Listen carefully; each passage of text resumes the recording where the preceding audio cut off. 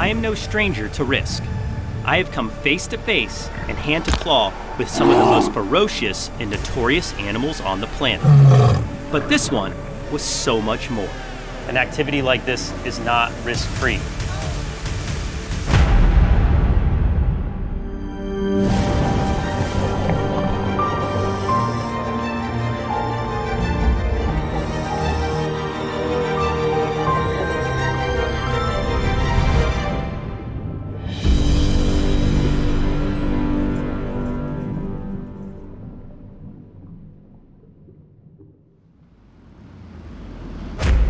My name is Mark Vins. For over 5 years, 500 videos, You all right, man? and over 1 million miles traveled around the globe, I have been here with you on Brave Wilderness. And through those thousands upon thousands of hours off trail with my 2 best friends, I have witnessed some of the most amazing spectacles imaginable. Oh, wow. I have stood amongst the shadows of mountains, of forests, of a cowboy hat, of some of the world's deadliest creatures, and most often, the shadow of my own camera. Then last year, I decided to step out and take my place in front of the lens, to pursue my lifelong dream of ocean exploration. And since that day, there has been a singular entity, an enigma that has drawn me back to the blue wilderness. But before I was to meet this creature of epic lore and mystery, I had to first pass a series of tests to prepare myself. There were tiger sharks, hammerheads, and deep water dives. And not simply for any certification, but to prove to myself, to know that I was ready. Ready to meet my fate beneath the waves. Ready to come face to face with the great white shark. There it is. That's our ship. Today is the day we are here in Mexico, about to go on our first ever great white shark adventure. Actually, I take that back. This is our second attempt. The first attempt didn't go as planned in the Farallon Islands, but I've got a feeling this one's gonna be a whole lot different.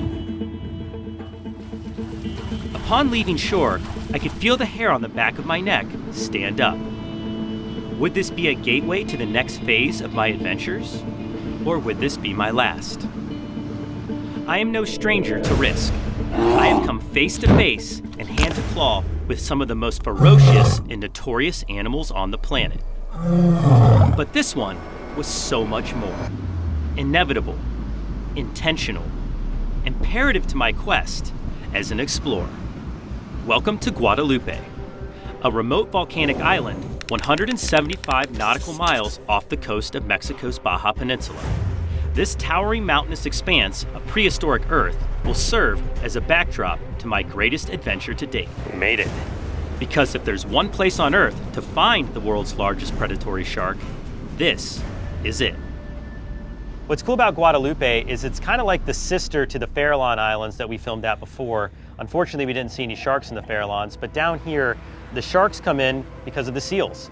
They have 3 different species of pinniped here in Guadalupe. They've got their endemic fur seal population, they've got California sea lions, and then of course they have northern elephant seals, all of which are on the menu for the great white shark. And the place we are at right now is known as the kill zone. This is the space between the feeding grounds where the seals need to hunt their food and the shore where they rest during the day. And as you can imagine, in that space in between is the great white shark's favorite buffet. But our goal isn't to see seals getting eaten while we're out here. Our goal is to get under the water in the realm of the great white shark so we can get the cameras up close and personal with one of the world's top marine predators. Our home in this mystical place will be none other than the Socorro Vortex of the Pelagic Fleet. This ship and its crew have been making the voyage to Guadalupe for years and have been assisting in shark research and conservation all along the way. The very first step to try to protect sharks is to get in the water with them. Once you're in the water with them, it's a complete different perspective you will get forever. So one of the biggest differences between what we tried to do in the Farallon Islands and what we're doing out here in Guadalupe is this. We actually get to use attractant, aka bait, to draw in the sharks close to the cages and therefore up close to the cameras. All right guys, I think it's time to get suited up because it's about to be our turn to get in the water. As I began to suit up, reality sunk in.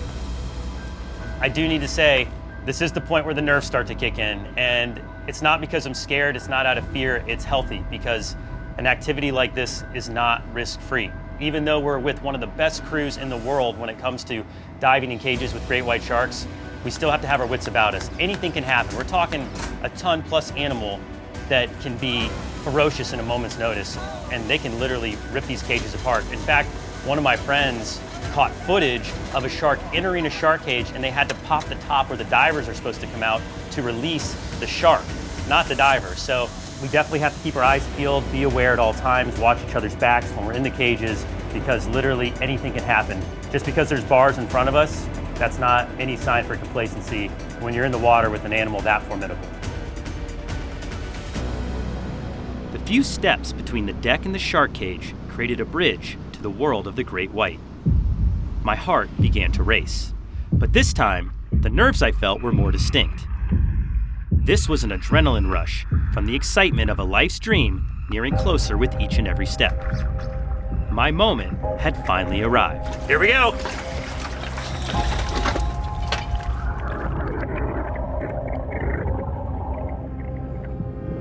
As I entered the cool 65-degree water, my eyes began to adjust, and I became aware of the endless blue void that lurked below me. The sunlight danced through the 12,000 feet of water surrounding the landscape of the island, and there was no bottom in sight, meaning the sharks could be anywhere and come from any direction. Looking around, scanning for our first shark, I was in awe of the clarity of the water and the abundance of fish in the area. Our main challenge at this point was getting properly positioned. The strong currents threw us around the cages like ragdolls. So to keep the camera steady and our bodies from bouncing off the walls, we fixed our feet to the railing and held tightly with our free hands. Watching from below the surface, I could see the occasional splash from above as the crew tossed bait lines into the water. Knowing full well that each attempt could be the line to draw the apex predators from below. We waited, patiently scanning the blue abyss for any shadows or signs of movement. Minutes seemed like hours, but then, without much warning, it happened. From the distance, a dark shape began to appear.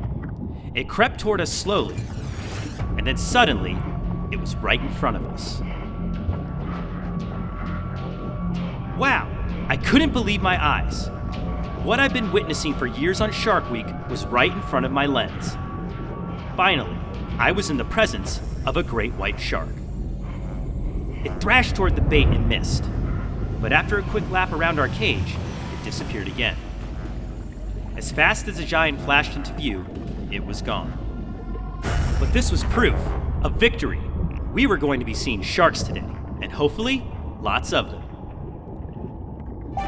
On average, great white sharks will have up to 300 teeth in their mouths at any given time. And these teeth are arranged in up to 7 rows, with the first 2 known as their working teeth.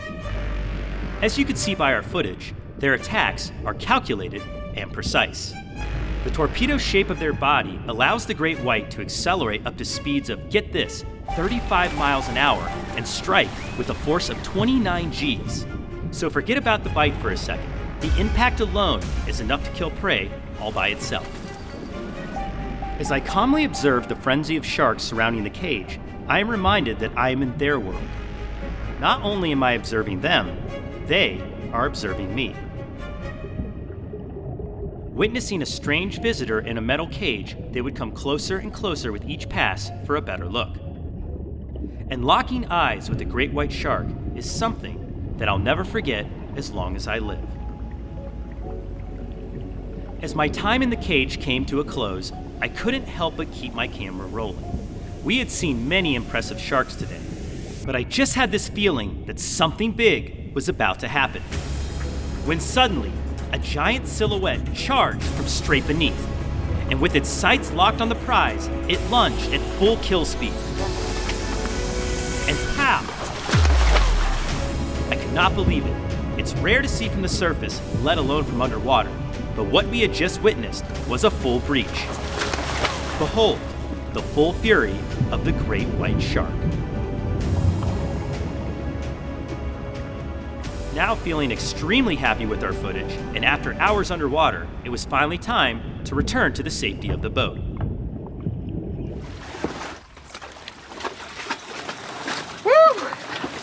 Oh my goodness, what an epic great white shark adventure that was. For our very first one, I don't think we could have asked for any more. The surface cages did not disappoint. We had all kinds of action. We had encounters right at the cage. We had bites at the bait. We had surface breaches. Huge thanks to the Socorro Vortex crew for helping us out and keeping us safe on today's adventure. Don't forget to subscribe and hit that notification bell so you don't miss a second of the action ahead. I'm Mark Vins. Be brave. Stay wild. We'll see you on the next dive. It's no surprise that these sharks are referred to as great. They are truly a perfected product of evolution and largely differ from any of the previous sharks we've encountered on Blue Wilderness. Great whites are intelligent creatures, highly inquisitive by nature, and as we clearly witnessed today, master hunters of the deep.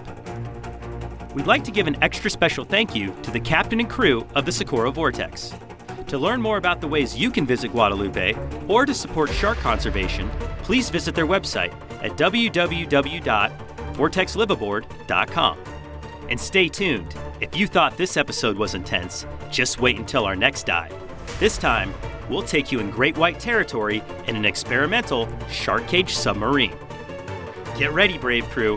We're about to take you even closer to the world's most famous set of jaws.